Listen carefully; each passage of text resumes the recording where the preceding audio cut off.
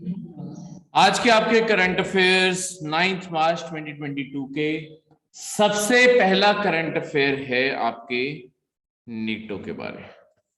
North Atlantic treaty organisation ये है क्या? बेसिकली आपके जब कोल्ड वॉर का टाइम था, ठीक है, ये हमने लास्ट वीक एक बार पहले भी किया था, पर क्योंकि ये करंट अफेयर लगातार रेपिटेशन में है तो एक बार दोबारा से हम इसे कर रहे हैं।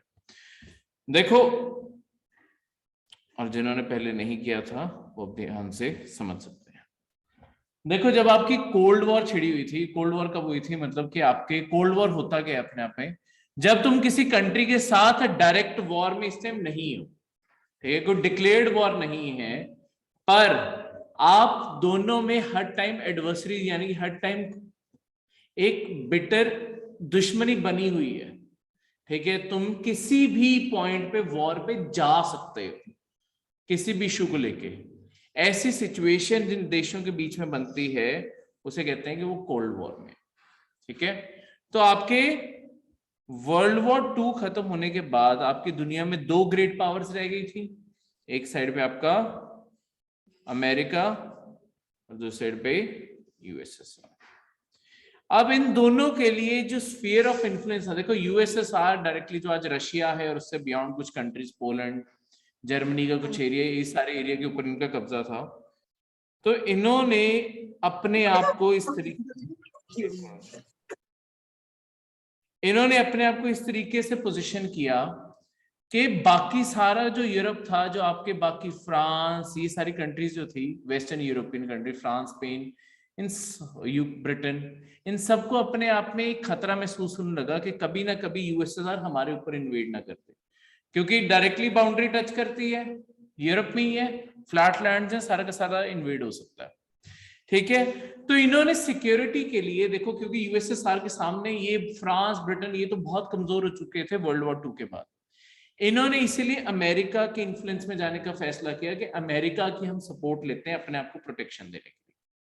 इसीलिए ये जो कंट्रीज हैं आपके, सबसे पहले यही ब्रिटेन, फ्रांस जैसी कंट्रीज, जर्मनी आधा, तो जर्मनी भी, ये जितनी भी कंट्रीज इन सब ने पहले आपस में एक अलायंस बनाई थी और फिर इन्होंने अमेरिका को ज्वाइन इन करवाया था। जब अमेरिका ने ज्वाइन इन किया, इन सब ने जो मिलके एक संधि की, जो ट्रीटी की, उसे कहते हैं नॉर्थ अटलांटिक ट्रीटी, और उसी के थ्रू बनी नॉर्थ अटलांटिक ट्रीटी ऑर्गेनाइजेशन, इसलिए उसे कहते हैं, यही बना आपका नेटो।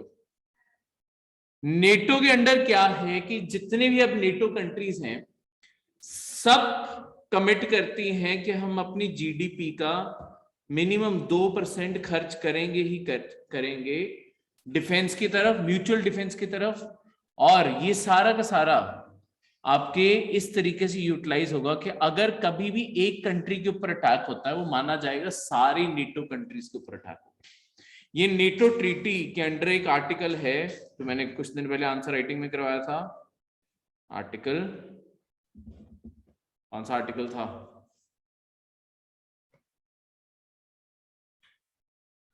आर्टिकल 5 नेटो ट्रीटी का ये कहता है कि एक के ऊपर अटैक माना जाएगा कि सबके ऊपर अटैक हो गया, तो इसके चलते हुए एक तरीके से म्यूचुअल डिफेंस बन जाता है। इसी तरीके से जो कंट्रीज यूएसएसआर के इन्फ्लुएंस में थी उन्होंने भी एक ऐसा एग्रीमेंट किया था जिसे कहते थे वॉरसॉ एग्रीमेंट।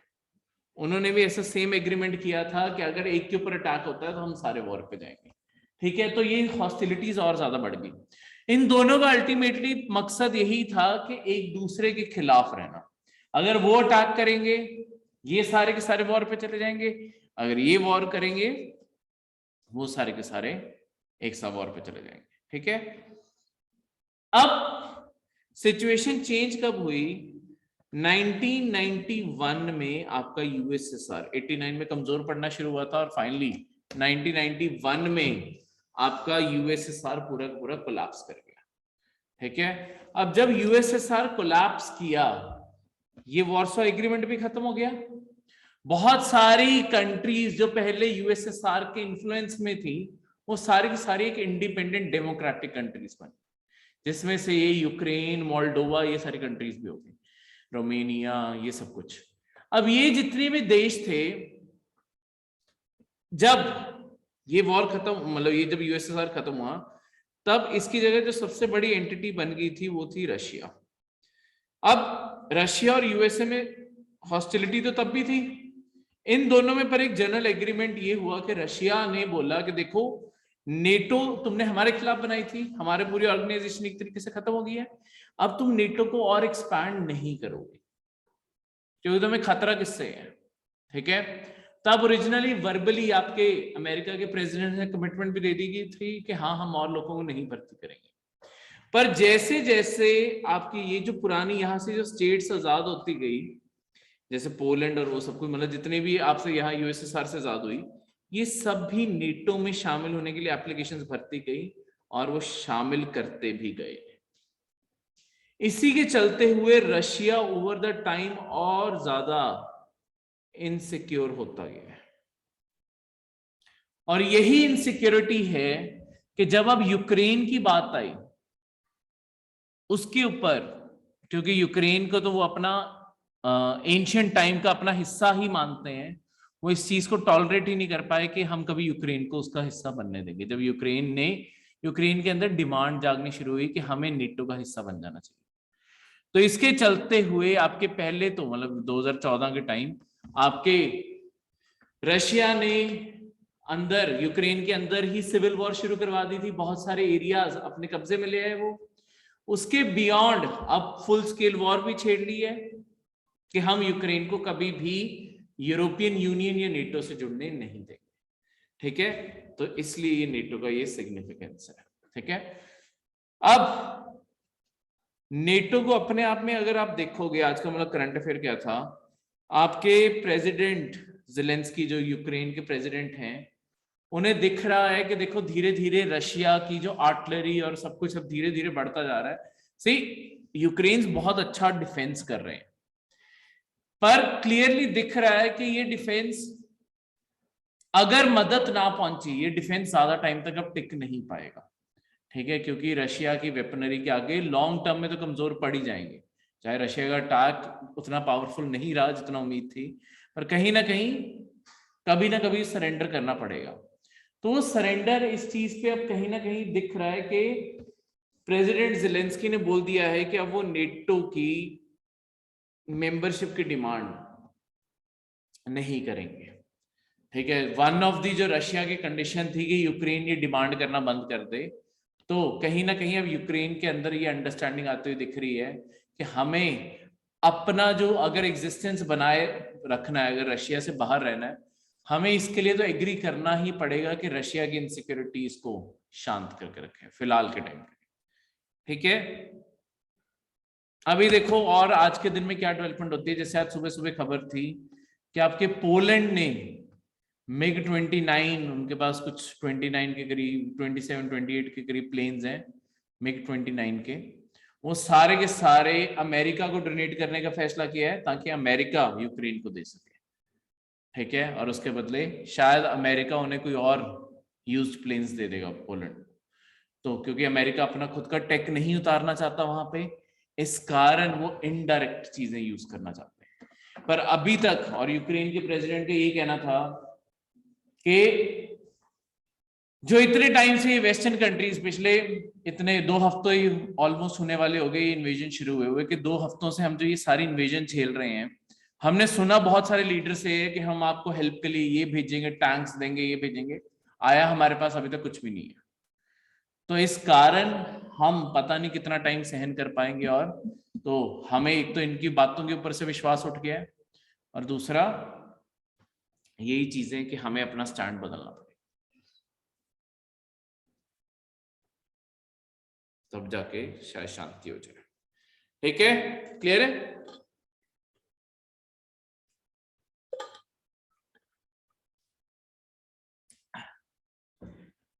अब ये एक वर्ल्ड मैप है जिसके ऊपर सारी की सारी आपकी नेटो कंट्रीज हैं। तो इन नेटो कंट्रीज को देखोगे, ये रहा कनाडा, ये रहा आपका यूएसए, ये आपका ग्रीनलैंड है, पर ग्रीनलैंड किसकी टेरिटरी है? ग्रीनलैंड किसकी टेरिटरी है? डेनमार्क की। डेनमार्क की सर। ये कौन सा देश है? आइसलैंड। ठीक है, ये आपका यूके, ब्रिटेन। ये कौन सा देश है? नॉर्वे। ये तीन आपके एस्टोनिया, लाटविया और लुथेनिया। ठीक है, ये छोटे छोटे, ये रहा टर्की। ठीक है, इस साइड पे ये आपका Portugal, Spain, France, Netherlands, Belgium, Germany, Poland और ये ऑस्ट्रिया, ये सारे के सारे देश यहाँ पे। ठीक है, तो ये इटली, ये सब कुछ नीचे, ग्रीस आ गया सब कुछ। तो ये जितने भी आपके देश हैं सारे के सारे मिलके आपके नेटो बनाते हैं। अब नेटो की तुम ये देखो, क्यों रशिया इतना इनसिक्योर है इस मैप के थ्रू। देखो अगर तुम, एक और भी चीज हुई थी कि लॉन्ग टर्म में अगर ये देखोगे रशिया क्यों इनसिक्योर फील करता है, देखो इस साइड पे घूम के अमेरिका की टेरिटरी आती है, ये सारा का सारा आपका, ये सारा का सारा आपका रशिया है। तो दुनिया में रशिया अपने आप में बहुत बड़ी कंट्री है। रशिया इतना इनसिक्योर क्यों महसूस कर रहे हैं इन सारी चीजों के? हाँ जी बिल्कुल, ये देखो ये इतनी सारी चीजें, ये पूरा का पूरा रशिया बिल्कुल जाते हैं। इधर से अमेरिका की बाउंड्री इधर से लग जाती है, इस साइड से ये देखो ऊपर नॉर्वे की बाउंड्री लग रही है। तो यहाँ टॉप जो अर्थ का नॉर्थ पोल, ये नॉर्थ पोल है ऊपर, नॉर्थ पोल साइड को ये रशिया की जो पूरा का पूरा समुद्र का कोस्ट पड़ता है, इस साइड को ये दोनों साइड एग्जिट्स इनके पास हैं। ठीक है, उसके बाद यहाँ पे बाल्टिक स्टेट्स, इन तीनों को बाल्टिक कहते हैं, जो एस्टोनिया, लाटविया और लुथेनिया है। ये बेसिकली बाल्टिक क्यों कहते हैं? ये जो यहाँ पे समुद्र पड़ता है ना, इसे कहते हैं आपका बाल्टिक सी। तो जो कंट्रीज बाल्टिक सी को टच करती हैं उन्हें कह देते हैं बाल्टिक स्टेट्स। ठीक है, जैसे हमारे इंडियन ओशन लगता है तो हम उन्हें इंडियन ओशन स्टेट्स कहते हैं, जितने भी म्यांमार, बांग्लादेश, ये सारी की सारी आपके मतलब बे ऑफ बंगाल जैसे है, तो बे ऑफ बंगाल में ये सारी वैसे छोटे रीजन की बात करें। अब यहाँ पे आपके ये बेलारूस रह गया और ये यूक्रेन रह गया है, नहीं तो ये सारी बॉर्डर, ये नीचे टर्की भी आ गया, तो सारी बॉर्डर कवर हो रही है जहां पे रशिया को सराउंड किया पड़ा। ठीक है, तो ये कहीं से भी ये अलायंस ऐसे नहीं दिखती कि एंटी रशिया ये नहीं है, क्योंकि ये जो, हाँ जैसे जतन ने पॉइंट आउट किया था कि ईस्टवर्ड एक्सपेंशन हो रही है, कि पहले इतने को मेंबर थे, फिर और इन सारे मेंबर्स को शामिल कर लिया गया है। ठीक है, फिर इधर भी चले गए, अब इसे भी शामिल कर लेना चाहते हैं। तुम तो क्लियरली दिख रहा है कि तुम रशिया को सराउंड कर रहे हो। तो रशिया की ये जो इनसिक्योरिटीज हैं, इसके चलते हुए रशिया ये सारे के सारे स्टेप्स उठा रहा है। ठीक है, रशिया का अटैक उतना सिग्निफिकेंट नहीं साबित हुआ, वो अपने आप में रशिया के लिए एक बहुत बड़ा इशू है। जितनी बड़ी रशिया पावर दिखती थी ग्राउंड पे, वो उतनी बड़ी नहीं लग रही। ठीक है, क्लियर है? ये कौन सी टेरिटरी है? यहाँ पे भी एक ग्रीन हुआ पड़ा है, फ्रांस की है ना सर ये तो? फ्रांस की टेरिटरी है। कौन सी?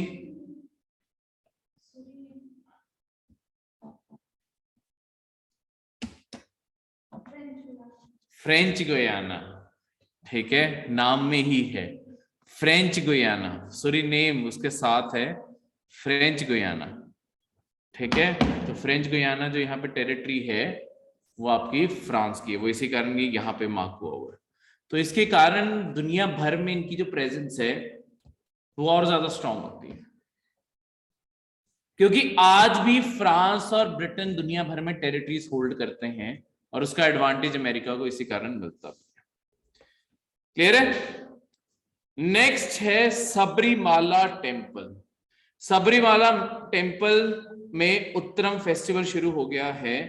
ठीक है, आपके मलयालम मंथ मीनम में उत्तरम फेस्टिवल सबरीमाला में मनाया जाता है। सबरीमाला क्या है? देखो ये आपके ना केरला में बहुत ही फेमस आपका टेम्पल है। ठीक है, ये एक हिल टॉप पे लोकेटेड है और यहाँ पे इसके पास में इसके अंदर, मतलब ये किसके अंदर है? ये पेरियार टाइगर रिजर्व के अंदर ही है टेम्पल। ये इसका वहां पे हर साल, मतलब ये जो महीने होते हैं, हर साल तुम सुनोगे कि सबरीमाला टेम्पल में बहुत सारे लोग जा रहे हैं। तो केरला का one of the top temple है ये, जहां पे लोग पिलग्रिमेज बहुत ज्यादा जाती है। ठीक है, और क्योंकि ये टाइगर रिजर्व के अंदर है, तो एक तो देखो इको सेंसिटिव एरिया है, पर हमारी गवर्नमेंट यहाँ पे रिलीजन के चलते हुए चीजों को अलाउ करती है ताकि लोगों के सेंटीमेंट जुड़े हुए हैं। ठीक है, क्योंकि पुराने जमाने में जो देखो, अगर बहुत पुराने फॉरेस्ट बहुत ही पुराने अगर आप टेम्पल्स देखोगे, या तो उनके आसपास पूरे के पूरे शहर बन गए हैं, या वो बहुत ही ज्यादा इन डेप्थ जंगलों के अंदर ही लोकेटेड है। तो वैसे ही ये भी जंगलों के अंदर ही लोकेटेड है, पेरियार टाइगर रिजर्व के अंदर। ठीक है, ये आपके हिंदू ब्रह्मचारी डाइटी अयप्पन को डेडिकेटेड टेम्पल है। वहां पे लोकल डाइटी है, वहां पे लोकल भगवान है अयप्पन, उन्हें ये टेम्पल डेडिकेटेड है, उनके लिए बना हुआ है। ठीक है, अब ये देखो जो ये ब्रह्मचारी टेम्पल है, इसी के कारण ना यहाँ पे इसका रिगार्डिंग एक और इश्यू भी क्रिएट हुआ था बहुत साल पहले। ये आपकी अब कंट्रोवर्सी में बहुत ज्यादा रहा है। ये जो सबरीमाला टेम्पल है ना, इसका केस सुप्रीम कोर्ट तक गया था, इसी कारण ये कंट्रोवर्सी में रहा था। आपके यहाँ पे ना फीमेल्स को, जो मेन टेम्पल कॉम्प्लेक्स है, मेन टेम्पल कॉम्प्लेक्स के अंदर जाने की परमिशन नहीं है। जहां पे पूजा होती है वहां पे फीमेल्स को अंदर जाने की परमिशन नहीं है। ठीक है, पर आपके सुप्रीम कोर्ट के अंदर कई वुमेन एनजीओज ने केस फाइल किया कि हमें एक पब्लिक प्लेस, एक पब्लिक टेम्पल के अंदर जाने की परमिशन नहीं मिल रही, और क्योंकि ये कोई हिंदू रिलीजन का बेसिक चीज नहीं है जहां पे वुमेन को अंदर नहीं जाने देते, तो ये टेम्पल्स ओपन करवाओ। एक बार ये आपके सुप्रीम कोर्ट ने टेम्पल ओपन करवा भी दिए थे, पर बहुत ज्यादा दंगे भड़क गए। इस कारण इसके ऊपर अब स्टे लगा हुआ है, और ये अब दोबारा से रिकंसिडर की जा रही है कि अलाउ किया जाए या ना किया जाए। ठीक है, तो अंदर सारे पंडित वो सब बहुत अग्रेसिव हो गए थे। सपोर्टर्स जो इस टेम्पल में बहुत ज्यादा विश्वास करते हैं, वो सारे एक साइड पे हो गए थे, तो साइड पे वुमेन, और बीच में पुलिस फंस गई थी। इसके चलते हुए ये सारी की सारी सिचुएशन को अभी के लिए न्यूट्रलाइज करके स्टे लगाया हुआ है कि अभी वुमेन को यहाँ जाना अलाउड नहीं है। जो मेन टेम्पल है, ऐसा नहीं कॉम्प्लेक्स के अंदर, दीवारों के अंदर नहीं जा सकते, जो मेन टेम्पल का कॉम्प्लेक्स है उसके अंदर, जो अयप्पन भगवान का टेम्पल है उसके अंदर नहीं जाने देते। ठीक है, कि बाहर से वर्शिप कर लो, वहां पे मेन एरिया में नहीं जाना। क्लियर है? थर्ड करंट अफेयर है आपका बांग्लादेश, भूटान, इंडिया, नेपाल ग्रुपिंग के बारे में। ये एक सब रीजनल ग्रुपिंग है 4 देशों की। देखो, चारों नेबरिंग कंट्रीज हैं, चारों साउथ एशिया की कंट्रीज हैं। ठीक है, जैसे इंडिया को इस पूरे प्रिज्म में देखो तो खास एक सिग्निफिकेंस पड़ता है, क्योंकि इंडिया के थ्रू ही ये सारे के सारे कनेक्टेड है। ठीक है, अगर नॉर्थ ईस्ट इंडिया देखोगे, ये नीचे पड़ा बांग्लादेश, बांग्लादेश के बाद इंडिया आया, इंडिया के इस साइड पे नेपाल, ठीक है, और इस साइड पे भूटान। ठीक है, और बीच में इंडिया आ गया। तो हमने इस पूरे एरिया में ना कनेक्टिविटी बढ़ाने के लिए, एक तो कनेक्टिविटी बढ़ाने के लिए, दूसरा लोगों की मोबिलाइजेशन बढ़ाने के लिए, तीसरा आपस में ट्रेड बढ़ाने के लिए कि हम देश आपस में और ज्यादा ट्रेड करें। हम चारों देशों ने एक मोटर व्हीकल्स एग्रीमेंट किया था, एक अंडरस्टैंडिंग की थी कि हम क्या करेंगे, हम चारों देशों के अंदर रेल और रोड नेटवर्क एस्टैब्लिश करेंगे ताकि सामान हमारे देशों में आपस में आराम से आ और जा सके, और ज्यादा ट्रेड होगा। देखो, इस पूरे प्रिज्म में इंडिया को क्या फायदा है? जो नॉर्थ ईस्ट इंडिया का पूरा इलाका है, असम, नागालैंड में, मणिपुर, मेघालय, मिजोरम, अरुणाचल प्रदेश, सिक्किम, ये जितनी स्टेट्स हैं, त्रिपुरा, ये सारी की सारी जितनी स्टेट्स हैं, ये सारी स्टेट्स आपकी लैंडलॉक्ड है। लैंडलॉक्ड का मतलब होता है इस साइड से समुंदर नहीं लगता हमें। तो अगर हमें यहाँ पे ट्रेड बनाना है, देखो समुंदर स्टेट्स को किसी ना किसी तरीके से ना अप्रोचेबल होना बहुत जरूरी है। अगर पहले तो ये सारा सारा पहाड़ी इलाका है ज्यादातर, उसके बाद समुंदर नहीं लगता, तो पहाड़ों के अंदर वैसे ही सामान पहुंचाना मुश्किल होता है। उसके बाद वहां पे जो लोकल सामान बना रहे हैं, वो अपना सामान इंटरनेशनल मार्केट में बेचेंगे कैसे अगर समुंदर का एक्सेस ही नहीं होगा? तो नहीं तो क्या करना पड़ता था कि ये सारा सामान, लेट्स सपोज कोई चीज नागालैंड में बन रही है, ये सारी की सारी घुमा के तुम्हें पहले कलकत्ता के पोर्ट पे लेके आनी पड़ती थी और कलकत्ता से बाहर बेचना पड़ता था। ठीक है, तो ये इतना लंबा रूट एक्सेस चीजों को अपने आप महंगा बना देगा, तो चीजें बिकेंगी कैसे? अगर हम ये मोटर व्हीकल्स एग्रीमेंट करते हैं, हमारी रेल और रोड नेटवर्क्स बनते हैं, हम ये सारा सामान यहां से बांग्लादेश के अंदर जो चिट्टागोंग जैसे पोर्ट्स हैं वहां से आराम से भेज सकते हैं। ठीक है, चिट्टागोंग का जो पोर्ट है वो अपने आप में, अगर ये बांग्लादेश है, इस साइड को पड़ जाता है, आराम से नॉर्थ ईस्ट को फीड कर सकता है। तो हमारा फॉरेन ट्रेड भी ग्रो कर जाएगा, बांग्लादेश के अंदर भी हमारा सामान बिकेगा, बांग्लादेश को भी ये फायदा है, वो भी हमें सामान बेच पाएंगे क्योंकि हम ज्यादा बड़ी इकोनॉमी है। तो इस कारण ये कनेक्टिविटी हमारे पूरे रीजन के अंदर एक तो लोगों के थॉट प्रोसेस को और ज्यादा बेटर फ्लो करवाएगी। जैसे आपके देखो नॉर्थ अमेरिका में देखो, जो कनाडा, अमेरिका और मेक्सिको हैं, ये इकोनॉमी में एक दूसरे से बहुत ज्यादा कनेक्टेड है। इनकी इकोनॉमी में एक दूसरे से कनेक्टेड होने का कारण ही ये है, इन्होंने आपस में मोटर व्हीकल्स एक्ट किया हुआ है, जिसके चलते हुए कोई सामान कहीं पे भी बने, इन तीनों कंट्रीज में फ्रीली बिकता है। बस थोड़ी बहुत लिमिटेशंस है, नाफ्टा करके एक पूरा एग्रीमेंट है, ठीक है, north American free trade agreement NAFTA. तो उसके चलते हुए इन तीनों देशों ने आपस में पूरा एग्रीमेंट किया हुआ है। हमारे यहाँ पे भी अगर ऐसा एग्रीमेंट हो जाए, सारा सामान पूरे नॉर्थ ईस्ट में बिल्कुल फ्री फ्लो होने लग जाएगा। क्लियर है? तो ये हम बेनिफिट देखते हुए इसकी तरफ परस्यू कर रहे हैं। पर अब हुआ क्या था, इस एग्रीमेंट के बाद ना आपका भूटान इस एग्रीमेंट से बैकआउट कर गया था। भूटान के मेनली दो कारण थे। भूटान कहता है कि देखो हमारा जो ट्रेड है 90% ट्रेड हमारा सिर्फ इंडिया के साथ है। ठीक है, हमारा 90% ट्रेड इंडिया के साथ है और वो स्मूथली चल रहा है, तो हमें बाकी कंट्रीज के साथ डायरेक्टली कनेक्ट करने की कोई जरूरत नहीं है क्योंकि हमारी सारी रिसोर्सेज यहां से पूरी हो जाती है। क्यों भूटान अपनी इकोनॉमी को और नहीं बढ़ाना चाहता? देखो भूटान जो है, पहली बात तो एक मोनार्की है, वहां पे राजा है आज भी। राजा पहली बात तो इस चीज से बहुत ज्यादा घबराते होते हैं कि बाहर की कंट्रीज का इन्फ्लुएंस मेरी कंट्री में ना आए, कि कभी ऐसा ना हो कि राजे से डिससेटिस्फाइड होकर लोग रिवोल्ट कर दें। दूसरा, भूटान के अंदर उसी राजा ने एक ऐसा कल्चर क्रिएट किया है जहां पे मेन फोकस इकोनॉमी, पैसे कमाने के ऊपर नहीं है, खुश रहने के ऊपर है। तो जब उस पूरे देश का फोकस ही नहीं है पैसे कमाने के ऊपर, तो सारा का सारा भूटान को लेना क्या है कि ट्रेड बढ़ेगा, ये बढ़ेगा, वो बढ़ेगा, बेसिक जरूरतें तो वैसी पूरी हो रही हैं।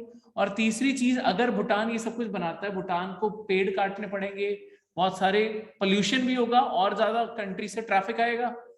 तो भूटान आपका ऐसा देश है जिसने अपने कॉन्स्टिट्यूशन के अंदर ही लिख के रखा है कि हमारी कंट्री के अंदर 60% से ज्यादा एरिया हर टाइम फॉरेस्ट का रहेगा, जंगल का रहेगा।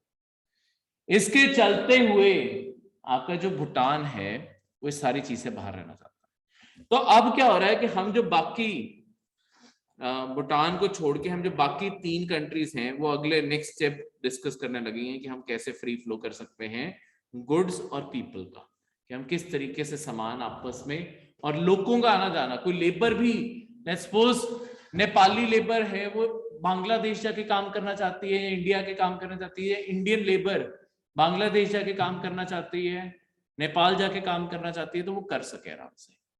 ठीक है, जो जहां पे जाना चाहता है आराम से फ्री फ्लो में काम भी कर सके, और ऐसी सारी अंडरस्टैंडिंग हम करना चाहते हैं। ठीक है, एक बॉर्डर फ्री एरियाज बने हमारे यहाँ पे। ठीक है, बॉर्डर्स नफरत का कारण ना बने, तो ये बहुत ही अच्छा स्टेप है अगर ये हो जाता है। ठीक है, क्लियर है? हाँ जी, कोई डिफरेंस नहीं है, सिर्फ वर्डिंग उसमें। ठीक है, एक और चीज होती है जिसमें एक्चुअली डिफरेंस है, कई बार तुम पढ़ोगे कि इनमें MOU साइन हुआ है। MOU का मतलब होता है मेमोरेंडम ऑफ अंडरस्टैंडिंग। इसका मतलब होता है कि हमें एक समझ डेवलप हुई है कि हम ऐसा कुछ करना चाहते हैं, हम इंटेंट रखते हैं। कई बार तुमको देखोगे सरकारें अपने लोगों को खुश करने के लिए कह देती हैं कि हमने $10 बिलियन के MOU साइन कर ली, 10 बिलियन की इन्वेस्टमेंट इंडिया आएगी। MOU का कोई गारंटी नहीं है कि वो $10 बिलियन में से $1 भी इंडिया आ जाएगा। MOU का मतलब है बस समझ बनी है कि हम ऐसी इन्वेस्टमेंट कर सकते हैं, पर अब आम इंसान को थोड़ी पता एमओयू क्या होता है। तो सरकार, जो ऐसे सरकारें होती हैं खासकर इलेक्शन के पास जाने वाली होती हैं, वो खासकर ये प्रमोट करते हैं कि देखो मैंने अपनी स्टेट के अंदर इतने लाखों करोड़ों की इन्वेस्टमेंट प्रमोट कर दी, और उसके नीचे देखोगे बस वो ये कहेंगे देखो एमओयू साइन हो गया। एमओयू कभी भी, जब तक एमओयू एग्रीमेंट नहीं बनेगा तब तक कोई भी चीज मटेरियलाइज नहीं होती। ठीक है, लेट्स सपोज जैसे आपने और आपके फ्रेंड ने बैठ के आपस में कोई बात की कि हाँ हम ऐसा ही कर सकते हैं, ठीक है, पर किया नहीं, पर कर सकते हैं। एक बार समझ तो बनी थी ना, एमओयू हुआ था वो तुम्हारे बीच में, मेमोरेंडम ऑफ अंडरस्टैंडिंग हुई थी, समझ है कि ऐसा कर सकते हैं। किया या नहीं किया वो अलग चीज है, ठीक है। अगर कर दिया तो वो एग्रीमेंट्स होंगे। क्लियर है? इसलिए एमओयू नहीं रिटर्न भी होता है, रिटर्न एमओयू लिखा होता है उसके ऊपर, अंडरस्टैंडिंग है, उसके अंदर यही वर्डिंग्स होती है कि आज हम बैठे, हमें एक अंडरस्टैंडिंग, एक समझ बनी है कि लेट्स वो डैश एंड डैश गवर्नमेंट ऐसा कुछ ऑफर करना चाहती है और ये कंपनी इन चीजों में इंटरेस्टेड है, तो ऐसा अगर होगा तो अगले सालों में इतना इतना पैसा लग सकता है, सब कुछ हो सकता है, बस ऐसा सब कुछ लिखा होता है। कहीं कोई कमिटमेंट नहीं है कि एक्चुअली वो पैसा लगाए। ठीक है, क्लियर है? तो ये था आपका आज का लेक्चर।